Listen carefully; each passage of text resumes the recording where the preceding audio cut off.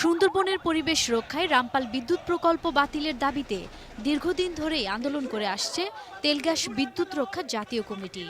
বৃহস্পতিবার তাদের হরতাল কর্মসূচিতে কয়েক দফা লাঠিচার্জ করে পুলিশ। এ কর্মসূচি চলাকালেই শাহবাগ থানার ভেতরে এনে বিক্ষোভকারীদের অনেককেই মারধর করে আইনশৃঙ্খলা বাহিনীর সদস্যরা।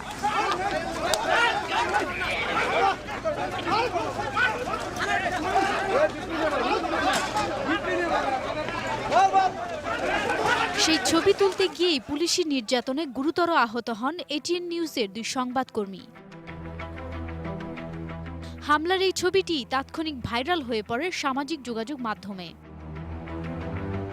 পুলিশ সপ্তাহ চলাকালে আইনশৃঙ্খলা বাহিনীর সদস্যদের এমন বর্বরতায় কড়া সমালোচনা করেন অনেকেই। তবে সামাজিক যোগাযোগ মাধ্যমে ভাইরাল হওয়া পুলিশি নির্যাতনের ছবিগুলো পোস্ট করতে গিয়ে ব্যক্তিগত অ্যাকাউন্টে অনেকেই পান এক ধরনের নির্দেশনা। তাৎক্ষণিক কিছু পোস্ট মুছেও ফেলা হয় ফেসবুক থেকে।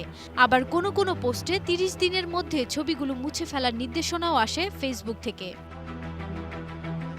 ইন্টারনেটে কোনো ওয়েবসাইটে বা সামাজিক যোগাযোগ মাধ্যমে রাষ্ট্রের জন্য কোনো ক্ষতিকর প্রচারণা থাকলে তা সরিয়ে নেওয়ার এখতিয়ার কেবল টেলিযোগাযোগ নিয়ন্ত্রণ সংস্থা বিটিআরসির রয়েছে।